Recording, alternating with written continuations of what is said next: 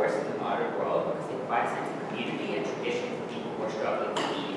Unfortunately, the way that religious leaders capture that sentiment is in many cases by trying to otherize people who are somehow disadvantaged in society, people who criticize people for being gay or being somehow different, or criticize people for being lazy and that's why they're out of work. That's how they construct meaning in their congregations. We think that by having this policy, we're able to shift away those incentives so that people, when they're trying to construct meaning for their congregants, they can do this in a productive way that does not other people and does not cause this type of substantial harm. Our model is that if you can prove some sort of tangible harm, you can sue for damages in the same way you can sue for emotional and physical damages in civil courts all the time. What these type of damages can mean is obviously physical damages, such as when the Catholic Church went over to Africa and said that you should never use contraception and that contributed to the spread of AIDS, or can also include emotional damages as well if there is some sort of incitement. However, to be clear, in the example of emotional damages, the standard is unlikely to just be, I found this offensive, but rather if you can prove that you incited some sort of harassment or in some other way, the way civil courts do adjudicate this all the time, we would consider that grounds for a suit. 3 arguments we're going to present this week. What are the tangible harms that we think they need to be addressed? Second, how do we directly change the incentives to address this? Third, how do we change religious doctrine in the long run to be more productive? First, what are the tangible harms that we think the religions propagate right now in their attempt to get more congregants and to construct, to fulfill the meaning that many people are looking in their congregation through their religions? First off, they often advocate for the restriction of freedoms for many individuals, which is that, for instance, edicts that say that women are not allowed to go out to work and they must be always accompanied by a man in public, we think often restrict freedoms, but have power for the type of congregation because it helps put up and maintain existing power hierarchies and make people feel comfortable, which is what they're looking for when they go to church every Sunday or they go to mosque or synagogue. Second off, in many cases, religions explicitly cause emotional damages to other individuals who are not members of the congregation. They say that people who do not have jobs are less worthy, or people who do not have much money are less worthy because they are lazy. This comforts the congregants who are employed to say, I'm not lazy, I'm not like them, I must be favored in the eyes of God. But these type of prosperity gospels nonetheless are harmful insofar as they discourage the philanthropy that in many cases is essential to the actual religious texts. Third, in many cases they restrict knowledge, which is that when the church professes to be the supreme source of knowledge, then what happens is they say that you should not be listening to outside sources, which restricts the ability of people to choose what they actually want in their life, to switch their religions, or to get information that is essential to their well-being. The examples of this is not just in Catholic churches, Catholic church involvement in Africa, but also, for instance, Christian scientists, who in many cases tell their congregants that they should not be getting medical treatment because they should be distrusting medical science, and in many cases they get a disease. What's up? Should people be able to sue for specifics, like sections of religious text to be censored if they have like bad beliefs? No. So it has to be, you have to sue a person, which means that in many cases what happens is if someone is professing it, then you can be sued. Now, if someone very high up in the church hierarchy sends out like an official edict saying to all of the people under me, you must say this in your next sermon, then yes, you can be suing them, but you cannot sue Jesus because of like whatever you said. Okay. Second argument, how do we directly change the incentives to reduce all of these problems? First off, and this is sort of trivial, but that you just literally give tangible cost to being able to do this. We don't think that in many cases that these religious leaders have to emphasize this. The Bible is very long, you technically have to cover all of it in a year, but they still have to emphasize some different parts. So we think by providing tangible costs to this, we think it's more likely that they de-emphasize this aspect of it and emphasize other aspects that are more productive. Second off, by providing alternative sources of information. The fact that it is in the news and that your own religion is in the news, in many cases means that people are going to tune in. And they see that in many cases, you know what, medical science does work, and it's being in direct opposition to this. And the government legitimization of the fact that your religion in many cases is lying to you, or that your religion being offensive, we think gives people alternative sources of information.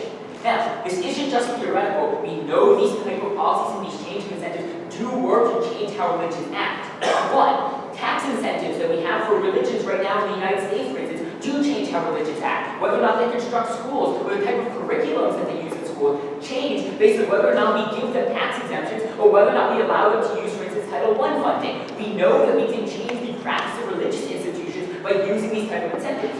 Second off, we would argue to you that in many cases the reason why religions profess these counterproductive doctrines is for convenience. That if they're trying to fulfill meaning in your congregation in order to get congregants to keep coming back, the easiest way to provide meaning is to put other people down. Insofar as they're just doing these type of things for convenience, but by making it less convenient, it elevates the other things in priority. Question from others?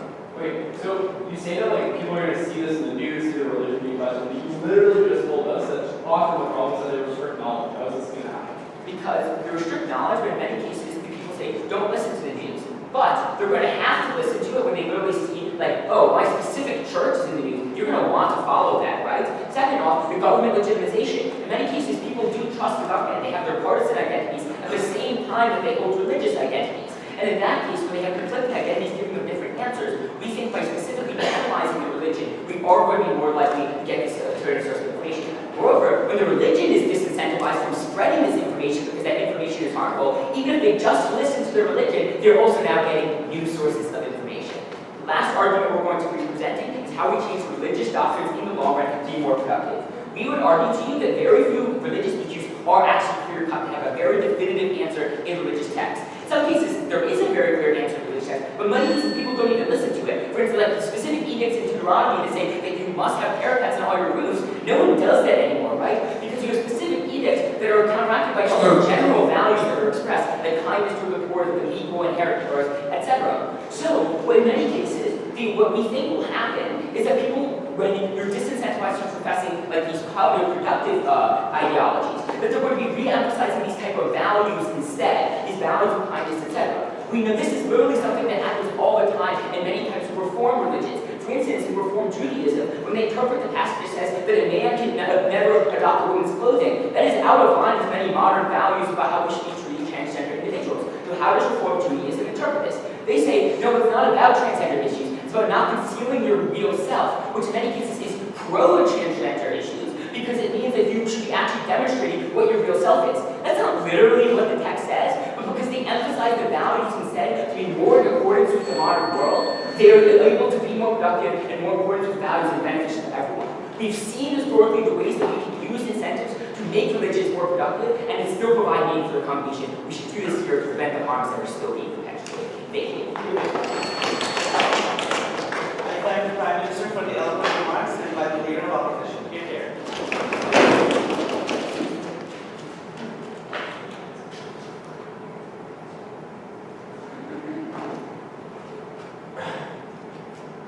The victims of serious crimes need to give up their family, their community, and their entire life in order to get justice.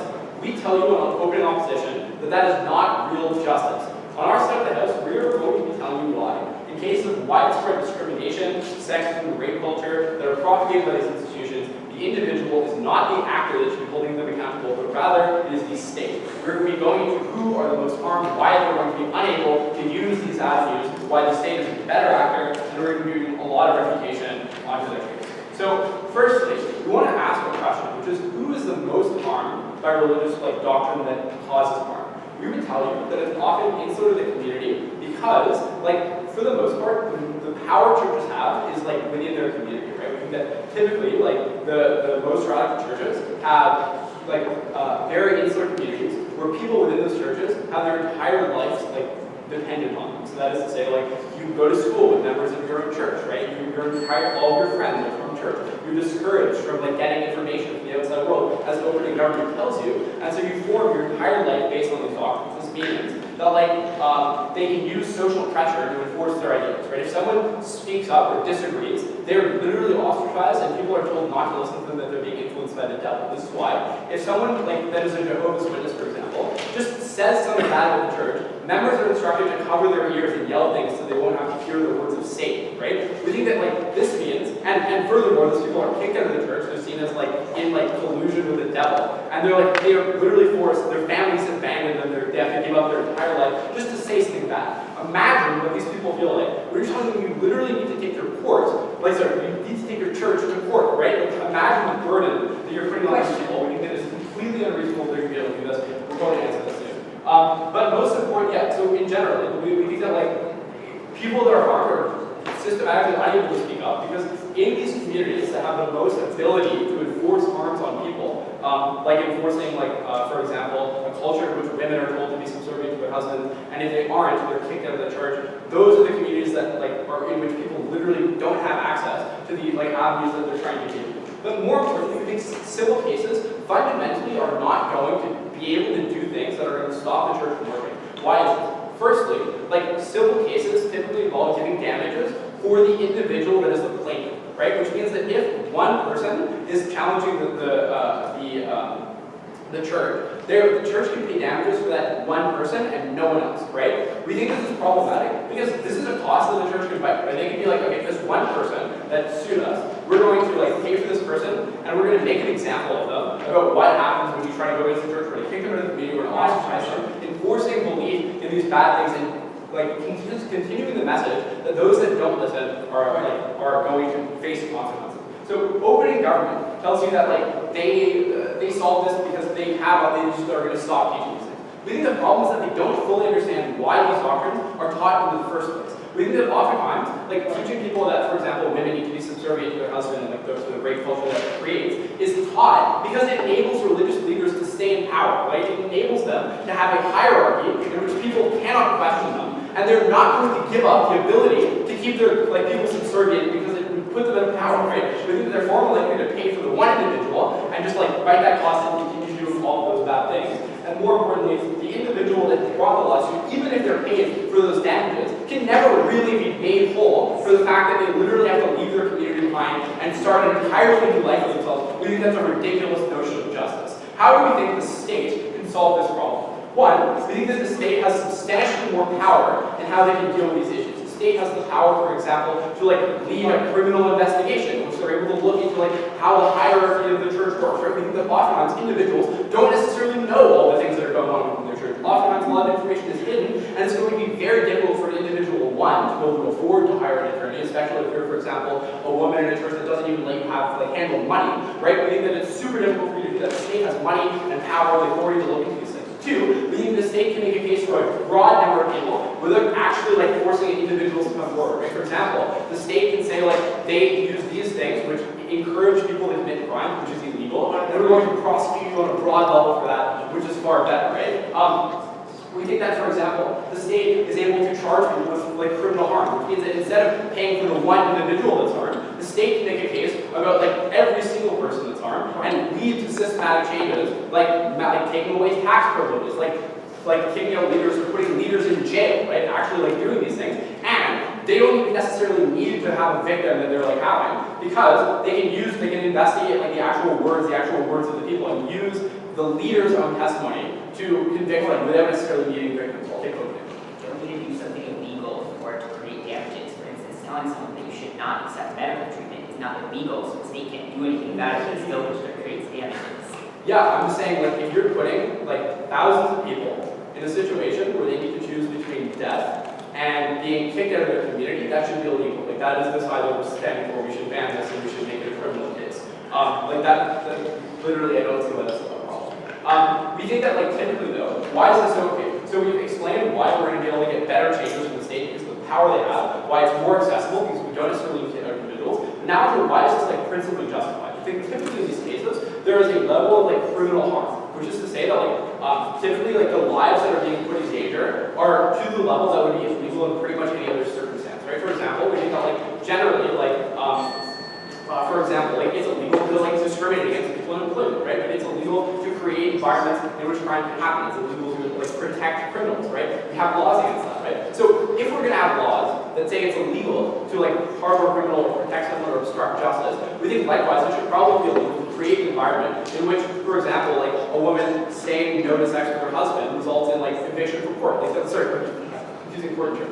They're like being kicked out of your church, right? Like that's the sort of thing that we think causes criminal harms to individuals and justifies state intervention, right? We think that, so now it's reputation. So they like, I think that opening misses a lot of the harms that happen. Like sure, like saying bad things about people is a harm, but like if you're outside of the church, one, you're not gonna care nearly as much, right? Two, like we think that typically, like if it gets to the point of like causing an AIDS epidemic, that's something the state can handle at a criminal level and handle it for everyone, and oftentimes these people don't have the means to take it to court, so that's a far better mechanism. And in terms of like saying that they can just change the things because doctrine is vague or that like there are better things that they can teach, like we think that the problem with this is that it doesn't get to the core of why this doctrine is taught in the first place, which is to create a hierarchy for the church to stay in power, which they will never give up, and with the systematic changes that only opening opposition can give you. Very practical. Speaker for the eloquent remarks and recognize that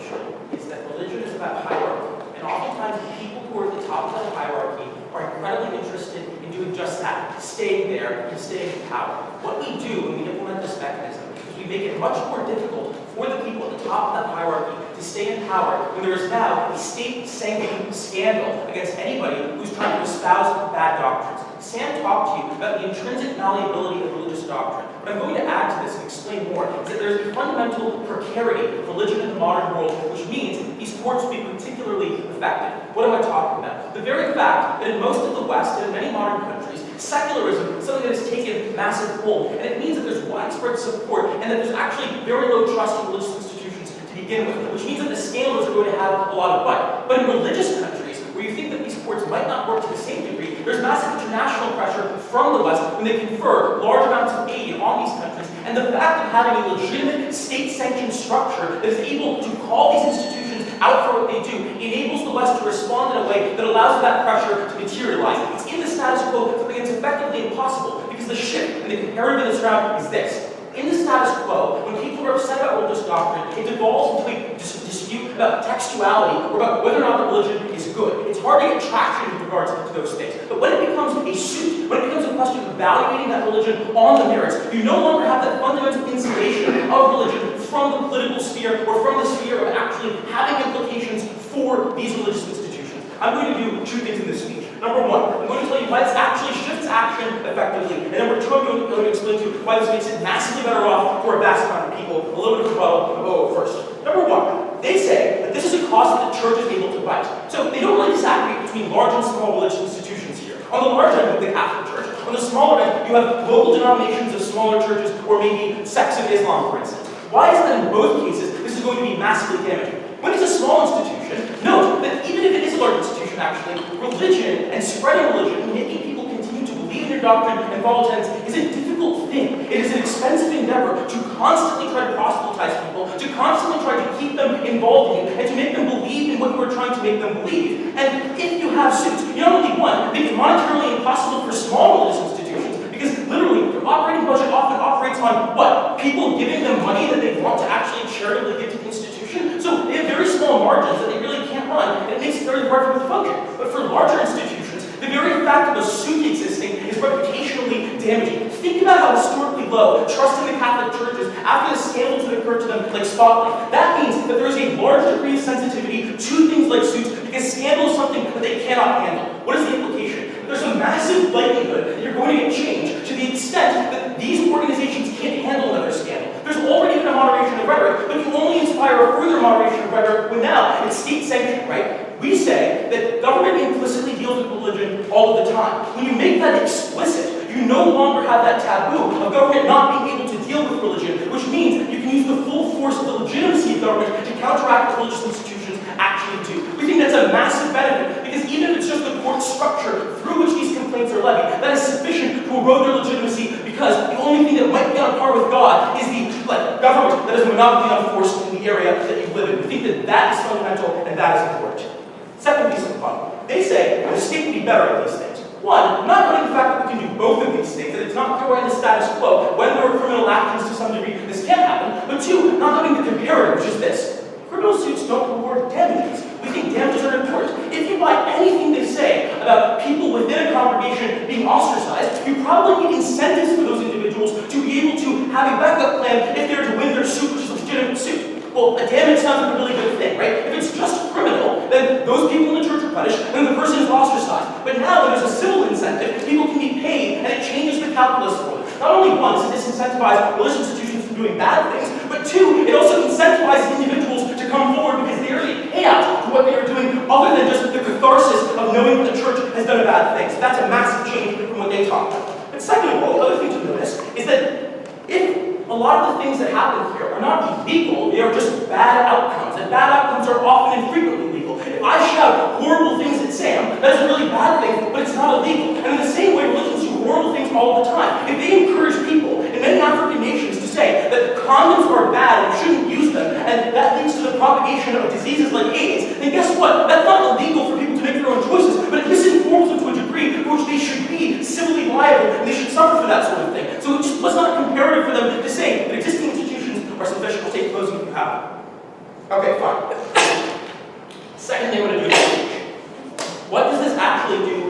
this change people's incentives, and why will this fundamentally work? Look, here is the thing, that in countries that are very religious, they're probably going to come and be like, this isn't going to work. Remember, there is massive precarity here because of things like globalization. That is that people are at an all-time, like there's basically things that compete with the ideological hegemony of religion and the status quo because of the massive amounts of welfare that these kinds of systems have generated. That is, that in countries that are traditionally very religious and have seen massive amounts of economic growth in the recent century due to things like globalization, there's less of a dependence on religion in the first place. It is that institutional sensitivity to these kinds of changes that is so massively important because it means that people are very willing to turn against religion on a dime because it doesn't give them what it used to give them. Maybe it gives them some community that they didn't have otherwise, but now it doesn't give them their livelihood, and oftentimes it hinders them because they see other countries becoming more secular, becoming more successful. That means that people are more likely to be receptive to these types of things, and that's why politically this is going to work. Look, the best case for them is they'll say there's going to be some kind of backlash, right? It's going to be horrible. People are going to get upset about this. But then it's just the status quo, right? It's just the status quo. And not only is that status quo not likely when we implement our policy because people are already skeptical of religion, but it's also just not worse, right? At the very least, you have some of these complaints left. Fine, they say only a couple of people will come forward, right? They're like, most people won't do it, they're scared. When one person comes forward and they're successful with their suit, more people will come forward, not just for reasons of institutional precedent, but also because they feel if other people are willing to come out, I'm willing to come out. What are the changes that we inspire? We don't let the church spread systematic misinformation that leads to millions of people dying without a massive consequence for them. We make it impossible for them to operate in these countries, and we make it fundamentally so much better for people to get catharsis, to have an incentive to do these sorts of things, and to actually change religious structures. Look, religious text is malleable. People are skeptical. We say take advantage of the legitimacy of the state through these courts and actually let them engender change through civil liability and damages. We are so proud to propose. I thank the speaker for the eloquent remarks and invite the Deputy Leader of Opposition to continue the debate for opening up. Thank you.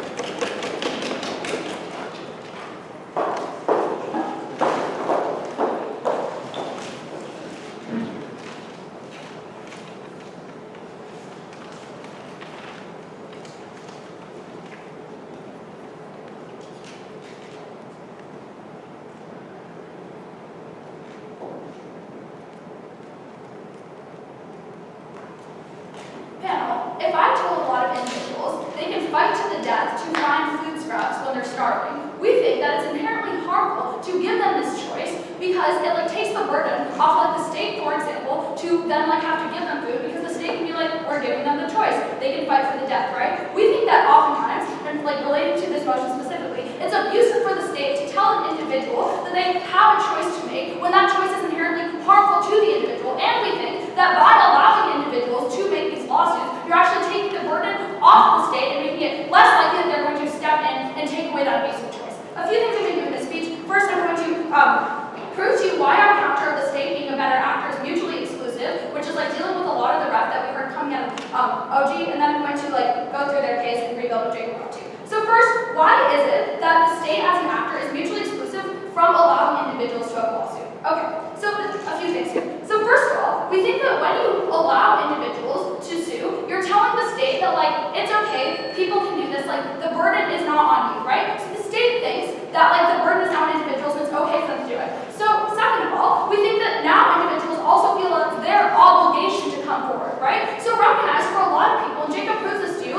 why it can be really hard for individuals within a community to come forward because they know that first of all, it means that they're going to be excommunicated from that institution. They're going to lose all their friends and family where they've grown up and be kicked out of their community, right? So we think it can actually be really harmful for people to come forward. So given that they feel in order for them to get justice, they're obligated to pursue a lawsuit, they actually might never pursue that lawsuit in the first place, right? How does this respond to what we hear out of OG? They tell us that on their side of the house, they actually created an incentive structure for individuals to come forward.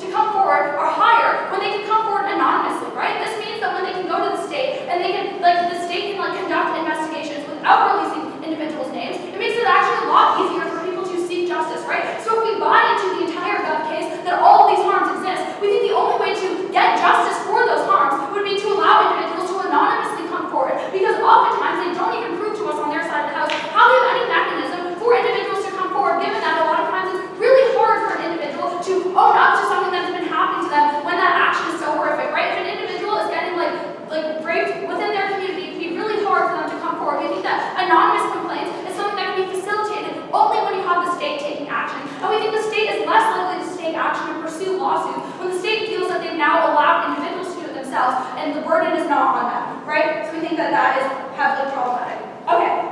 Also, in terms of like, they talked to us about how with the state, it actually won't work because they won't be able to like win a criminal lawsuit when like civil lawsuits are easier to win. We think there are many means that the state can put in place in which they'll be able to win these lawsuits. Like for example, implementing like enacting hate speech laws, where they can say that like what's happening within these like religious organizations is actively going against like laws that the state has, right? So we think that there are many criminal ways in which the state can pursue investigations. And why do we actually think? So then they talked to us about how like they said it's like on their side of the house, it's good because like they create scandal. Why do we think that we still have scandal on our side, right? Because we propose to counter with the state. But on our side of the house, we actually have a better system of scandal, right? Because on our side, we have cops who can like conduct professional like interrogations. We have the state who can like investigate more thoroughly because they have more power, because they have more resources. We think that this all the like scandal like that they want to have will just have better on our side of the house, and we'll have a facilitation where it's like easier for individuals to come forward and complain and seek out justice. We just get everything they want, but a lot better on our side. But how then can we create systematic change in the future, right? Because even if we buy into their case that like individuals will like succeed and they will come forward and like they'll win their civil suit, they still don't prove to us how they're gonna have any long-term change, right? So what do they bring to us? They talk about like they can have like tax incentives or something. We get the tax incentives because the state is the one who can enact tax incentives, right? On an individual level, you can't enact that, but we have the state who can literally say that like we will provide tax incentives for your organization to like stop treating people terribly, right? So we actually think that like you can get more systematic changes when you have the state as an actor versus individuals as an actor. Second of all, we tell you that like religious organizations don't care as much about like one individual suing them. What are the responses that we get? They talk to us about how smaller organizations might not have the same funding, right? And so like they can't afford it, so for them it'll be meaningful. First of all, we think this is like mitigatory at best, given that a lot of the bigger institutions will be able to afford it, given that like big religious organizations have a ton of donations coming in. We also think just within like small communities, they also have like a lot of donations, right? Like for example, like in Mormon communities, they literally force people to donate 10% of their income to this organization, right? This means they can afford to take on like one like civil suit after another, and we tell you, and they don't respond to this, that after just one civil suit occurs, they can use kicking someone out as an example of why people shouldn't come out in the future, which completely goes against like all the incentive structure that they tell us they have for people to come forward, right? When you literally see your friend who like had a traumatic incident like sue the organization and be kicked out, you who might have faced the same trauma are less likely to do the same thing. But if the state isn't able to impose actual like charges and like criminal charges, you're forcing the organization to systematically change. We think that is going to have far better benefits for you as an individual. Okay. Second of all, I want to talk about like they talked about like harms, right? Okay. So I think in terms of all, yeah, I'll take you. The government regularly pursues criminal cases at the same time currently with civil cases. See, for instance, O.J. Simpson was sued for wrongful death at the same time that he would be in court for murder. Okay, look, we think there are a lot of problems that happen like with like civil suits and criminal suits. We do think that like if you think that something was so illegal that on a civil level, like they will be able to like sue an individual, we think that on a criminal level they'll be able to do that, and the state can like enact laws to like prove that, right? But we also think that something that's really important that we bring to you on our side of the house is how we actually like are able to better change like the harms that exist within the society, right? So I want to respond to their point that they bring to us on like they talk to us about like one of the harms being a restriction of knowledge, right? So first recognize there's a contradiction in their case because they talk to us about how like an incentive structure changes when individuals have lawsuits because like in the media you're going to bring to light like maybe like medicine works, right? Or like science works, right? We think this inherently contradicts their idea that like the state that like organizations are restricting knowledge, right? But second of all, we think that if you want to talk about like the harms that exist within organizations, maybe at their best case, they get harms going away for like one individual, right? But like on our yeah, maybe like there's harms away for one individual. But we think that that means it comes at the cost of an individual having to go forward and relive the trauma that happened to them in a civil suit, versus when the state does it, an individual is not forced to actually be in the court system, right? This is a lot of times when we have like when we don't force people to come forward. We think that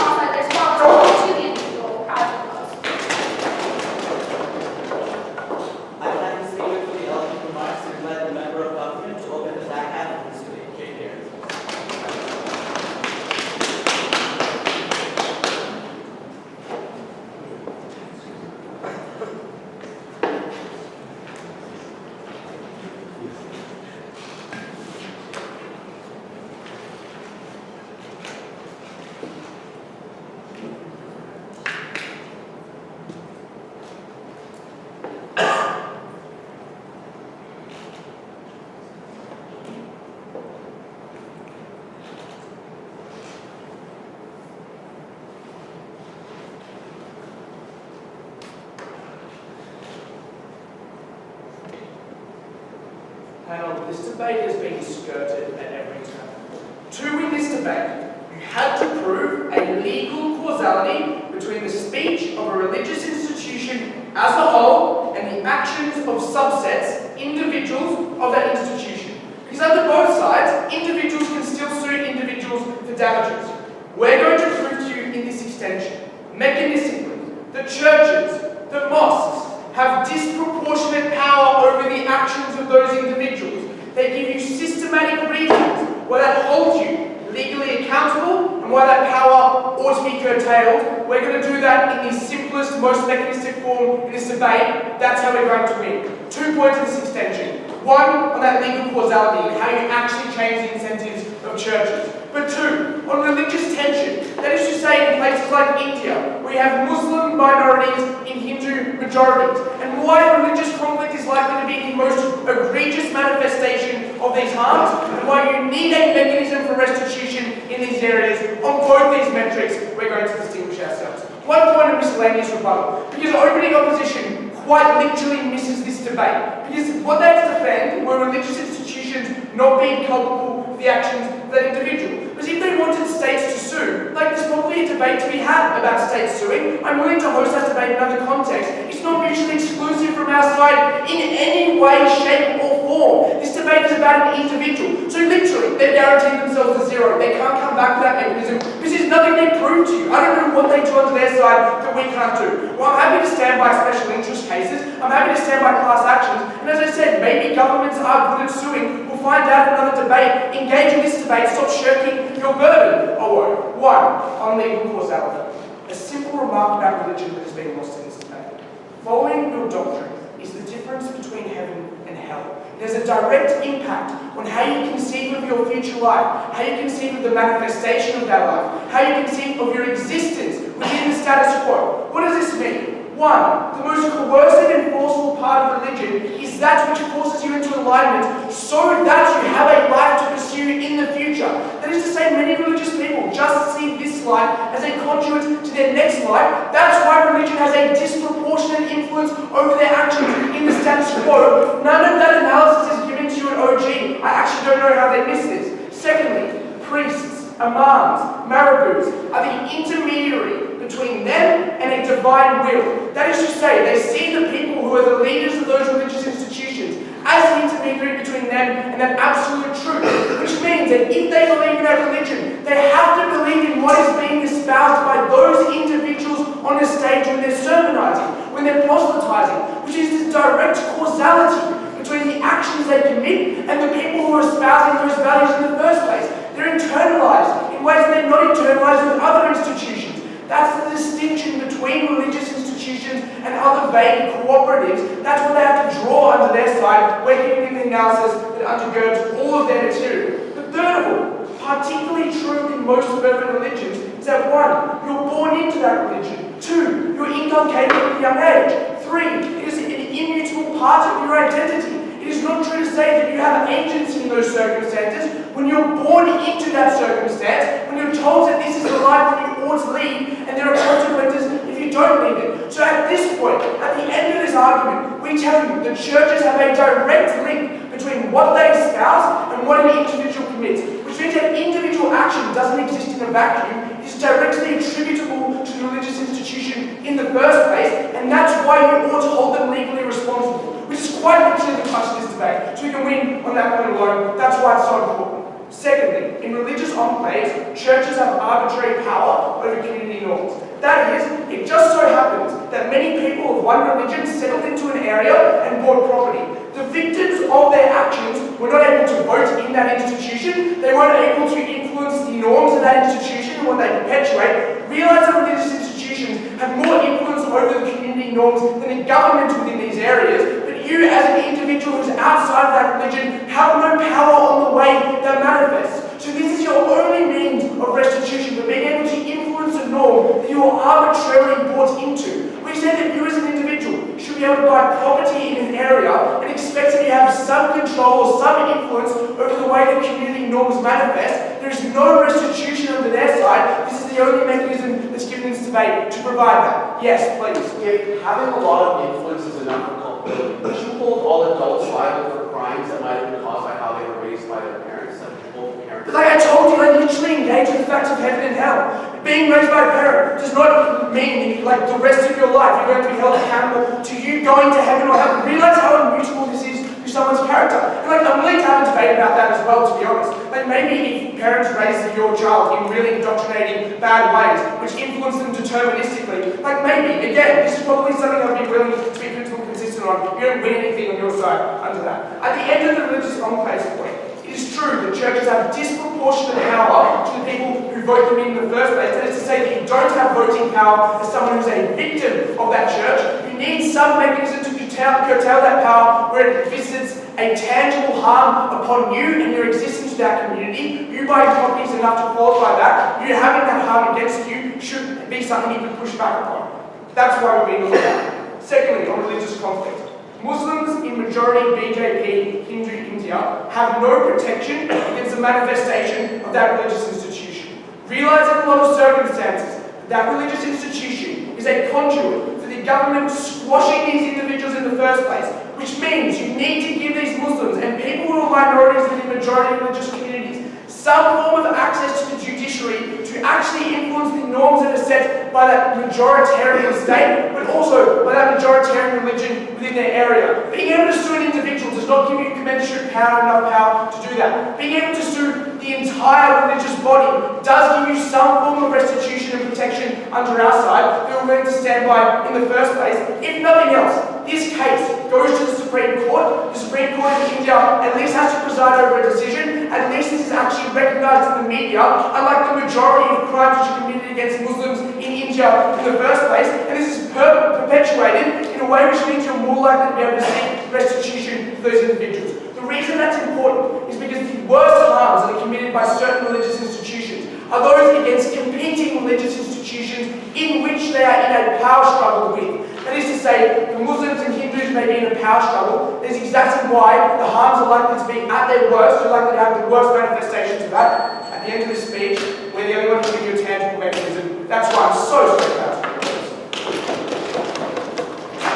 I thank the speaker for the eloquent remarks and invite the member of opposition to open the case for voting opposition.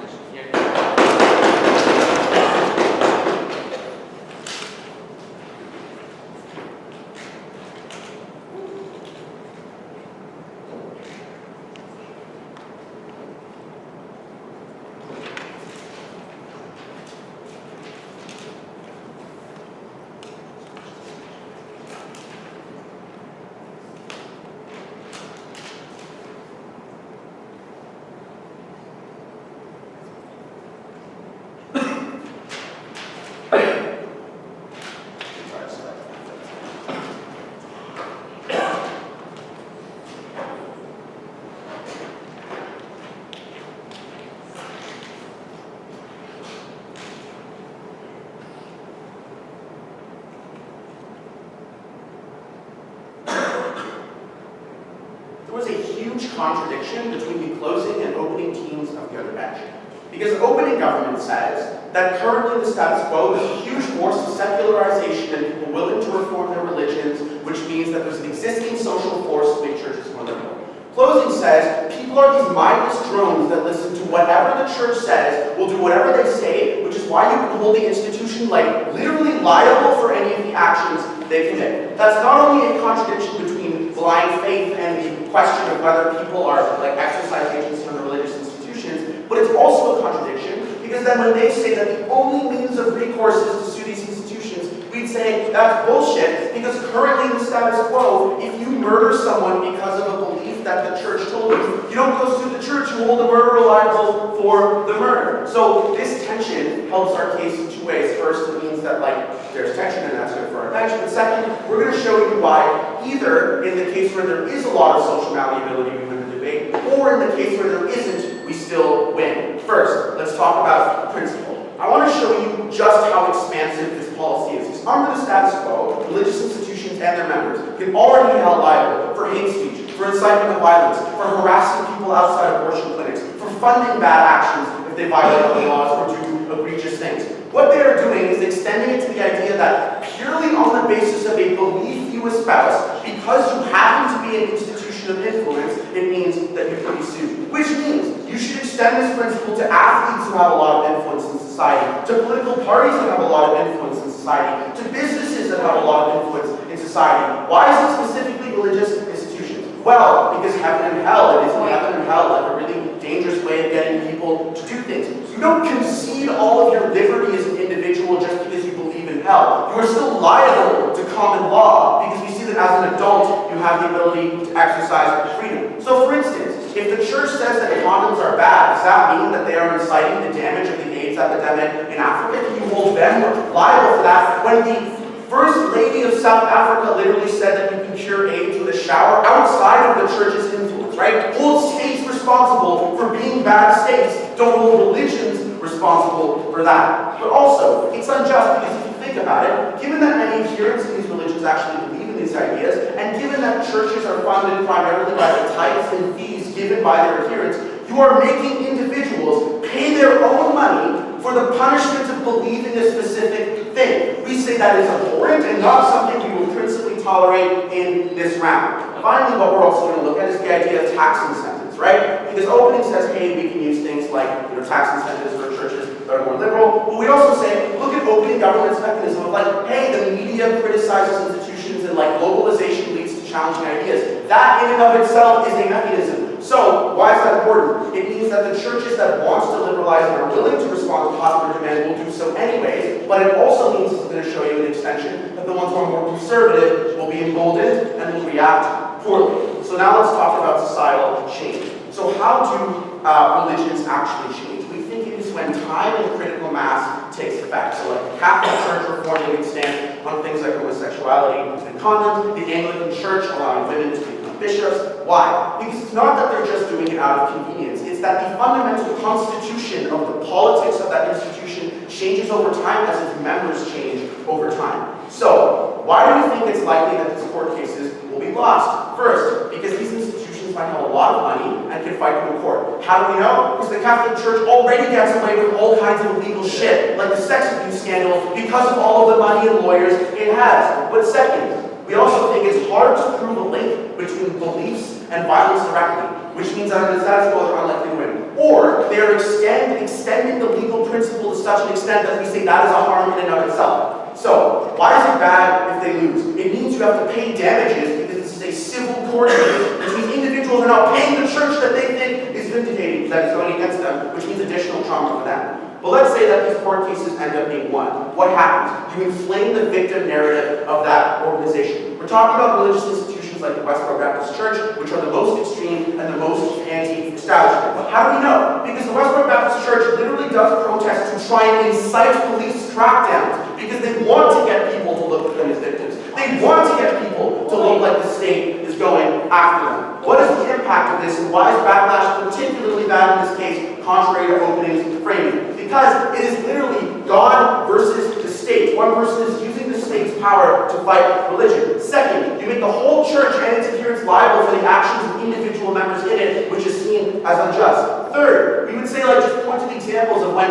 people in England sued the Anglican diocese for not having female bishops, when people in Ontario sued synagogues for not allowing female bar mitzvahs. You emboldened them because you gave them the ability to say that we are fighting for our faith rather than having to actually fight for the conversation of why they're not doing it in the first place. Why is this crucially important? Because opening says that these churches financially hang by a thread, that they're barely able to break even. So now people are going to see this like you are bankrupting religious institutions to enforce beliefs onto them, especially the smaller, more extreme ones. What is the impact of all this backlash? It means you don't have a lot of that organic change anymore because the more radical members are able to use this narrative against them. But here's some other impacts, right? First of all, it means that in the case where you win the court cases, it's still worse on the comparative. Why? Because even if you get justice for one individual, if the whole religion becomes worse, presumably not everybody can sue them all the time. So if there's more discrimination against more people because of more radicalism, that one person's justice is weighed against injustice for all those other people. That's not good in comparative. Third, it means if their goal, as opening says, is to actually change the doctrine of these religions, you're getting away with it. Fourth, you distract from all of the existing shitty things that churches do by letting them say, we have been the victim this whole whole time. We let them distract from all that nonsense with media coverage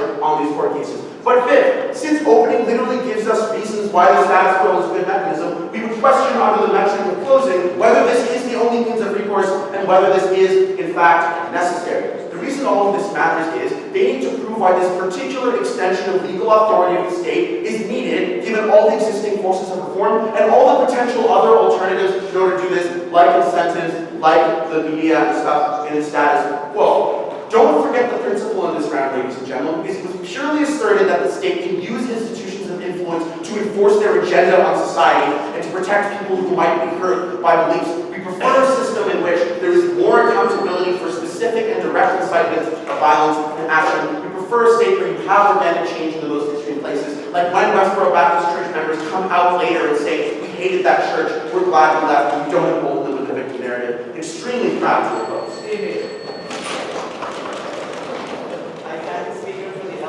And by the last speaker from the governor bench, the governor will give you.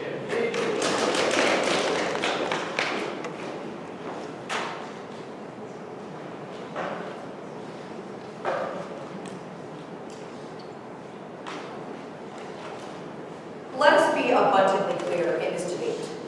The sorts of people who are likely to carry out egregious acts of violence because of their religious institution against other individuals are likely to be extremely committed to that religion.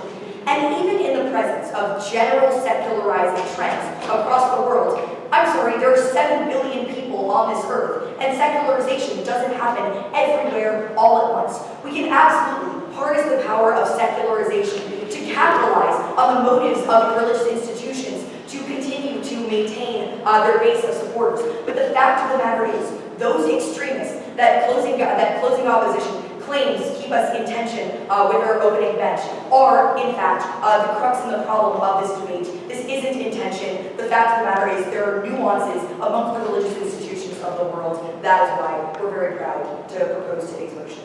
2 questions in this speech. First, on exploring the direct culpability of religious institutions in the violence perpetuated by their members. And second, on how we best protect religious minorities and secure their rights, which we think is an incredibly important question in this debate that we were really the only ones to address. But first, on the direct culpability of institutions in all of this. We told you and gave you incredibly nuanced analysis about how religious institutions have tremendous coercive power, pretty much unequal to basically any other institution in the world. We told you that the stakes with religious institution is literally, in many cases, eternal damnation.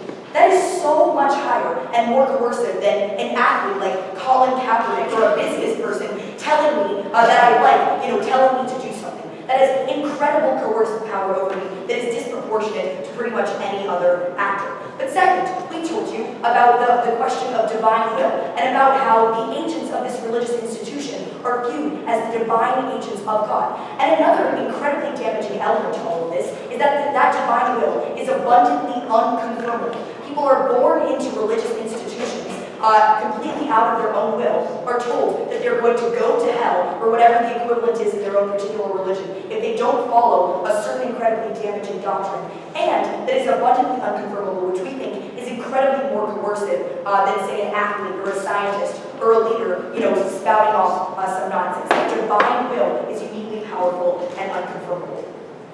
That is way more coercive than, say, the First Lady of South Africa telling people they can cure AIDS with a shower. So we think it has unique power. But frankly, yes, if she is actually directly, ridiculously harming a substantial number of people, we're willing to engage on that ground as well. But we think that religious institutions have far more culpability for the damaging actions of the member. And we're the only side that really gives a distinct analysis on this question. We also tell you that individuals within the society that exist outside of the norms of that society ought to have the influence to influence the norms of that institution that they were just arbitrarily dropped into by virtue of their community. And this is the only side that actually gives those individuals the power to seek justice for the harms that have been incurred upon them by that society. We're not willing to sit around and wait for states controlled by institutions like the BJP in India to start seeking justice for tons of individuals around the world. We think that states should give individuals who are being directly damaged the option, the freedom at least, to pursue their own justice, and we're willing to maybe pursue state-sponsored intervention in some cases. We really think that OO is pretty much irrelevant in the day at this point. But let's move on to the second question in this round, namely, what is best in cases of religious minorities and protecting their freedoms? Because we think that these individuals are often the most directly impacted and harmed by religious institutions. We tell you that opening government tells you this line, that institutions have the incentives to entrench their own power within their own communities. What we tell you that they don't is that that often manifests by them suppressing other religious institutions, which is a dimension that they did not explore. This looks like institutions in power in India, Hindu factions actively suppressing Muslim minorities. And we think that in many cases, court systems are the only way to actually get justice in these cases. Because court systems are often the least biased institutions, particularly in countries like India, where the majorities in governments are actually controlled by religious minorities, and judiciaries are sometimes like the only ways people could actually directly get recourses. They tell you that it is incredibly damaging, however, if these institutions, or if individuals seeking restitution actually lose. We tell you, at the very least, first of all, they have the chance to argue their course, but also at the very least, we get some media scrutiny into the incredible damage that oftentimes religious majorities can incur upon religious minorities. So it is still better on our side of the house. But in cases where they win, not only can they get redress for that and incur significant costs on the religious institution that they're suing, but they can also just shape the narratives. I'll take the thing. Okay, my partners literally flagged the principled and practical reasons why the abusive choice that government is asking individuals to make is mutually exclusive with the government's plan. We would ask that you take more than 10 seconds to respond to our case. We really don't think it's mutually exclusive to allow individuals to fight on their own behalf and have the state fight on those individuals' behalf in the first place. Like, the nuanced analysis was just kind of lost on me, I'm sorry. But they tell you, they cleverly tell you, that if these institutions, that if combatants win, this is going to marginalize extremist groups and just entrench their views. I really don't think that the Westboro Baptist Church is going to liberalize no matter what we do. That's really not the question in today's debate. We think that the real ground for reform is among moderates, among more liberal individuals within that institution who, notably, maybe don't want their religious institutions sued. Institutions like the Catholic Church, like Islam, like Hinduism, like Judaism, have a ton of different branches within them that often disagree. Orthodox individuals are more conservative than Reform Jews, and we think that liberal individuals within that institution are likely to try to change those institutions from the inside. These are the real people that we're dealing with in this debate, the real individuals that are most likely to actually be willing to change their views. This policy is the only one that gives them the real incentives to do that, not to push incredibly harmful narratives that we think are indeed fungible within doctrine, not to entrench their power at the expense of religious minorities that we think are some of the most important and damaged actors in the status quo in a world where religious institutions can say incredibly harmful things unchecked. We're the only side that really delves into the culpability of institutions and the most vulnerable individuals in today's round. So proud to oppose. Thank the speaker for the eloquent remarks, and invite the last speaker of this debate, the opposition.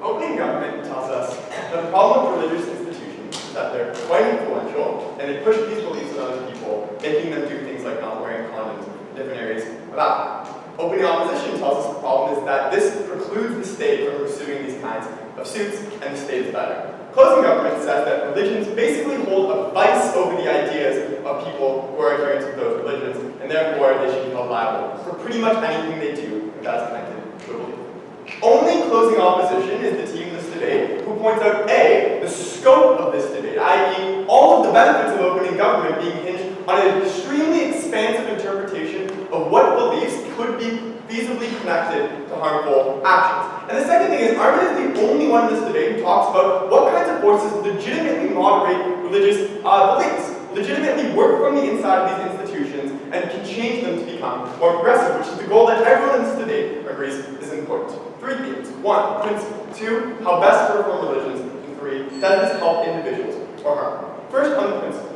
Opening government gives no reason why religions are meaningfully different from other influential institutions. They say they have to do with identity and they have to do with community. And I think closing government does a good job of pointing out why that is simply not exclusive to religions. That academics, that parents, that sports stars, that different people, like sports teams are just like a religion for many people. Like it's not true that being in a community is in and of itself enough to remove the liability of an individual's actions. So I agree with closing government that what is important about religions is the monopoly on heaven and hell. The first thing to note about this, as Armin points out, is it is contradictory to the mechanism of moderation that opening government points to. Opening government, if they want to say that secularization and globalization are competing forces with any possible meaning whatsoever, then I think we can't believe that it is true that religions hold this power of heaven and hell so effectively. But let's debate in a world where this is effective in some kind of even if that closing government tried to weasel out. Why do we believe this is insufficient? The first thing as Armin points out is that this implies, by logic, that the people who commit crimes are not themselves liable because they did not make the conscious decision.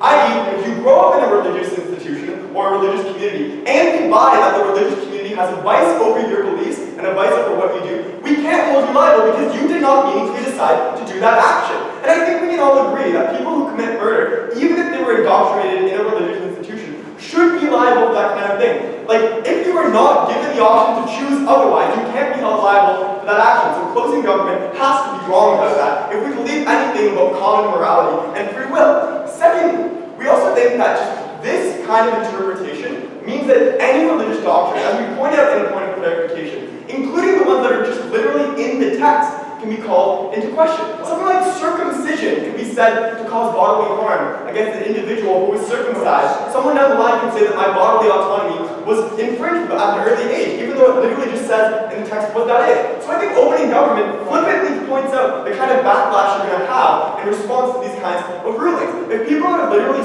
suing a synagogue or the Jewish faith because people were circumcised and decided later in life that they didn't like that, sure, that is a harm to them and that's something that should change. But the reaction to those kinds of things means that any public discourse within those religions is shut down because you get a cloistering effect where they feel like under attack and need to push back against any institutional change coming from without. No, thank you. Finally, even the Westboro Baptist Church is moderating in the status quo, as Armin points out, and those are coming from people leaving the Westboro Baptist Church when they see that the Westboro Baptist Church is so at odds with broader society. That doesn't happen when the WDPC isn't out there and expressing its views and showing that it's so harmful, but is instead forced to be quiet by the state, and the state is saying, like, you are going to be fined for literally saying what you say. That just emboldens the narrative further.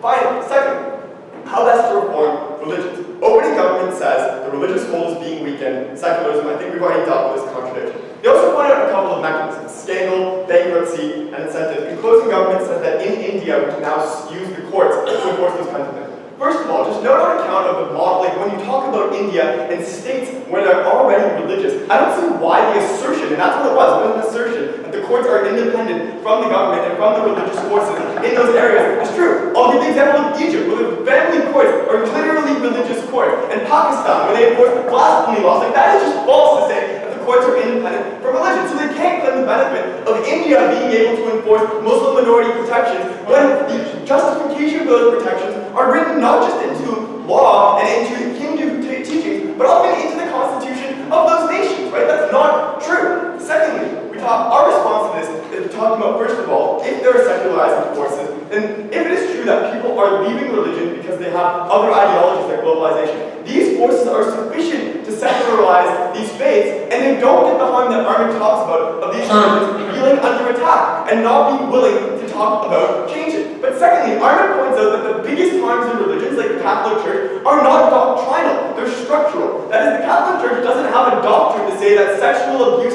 is to be condoned. It is the structure of the Catholic Church that facilitates that. Which means that, as Armin points out, we lose discussion on the more important aspect, because rather than getting media attention on these harmful aspects of the Catholic Church, we only talk about like the extreme beliefs that are not the root cause of these kinds of things. Okay, closing.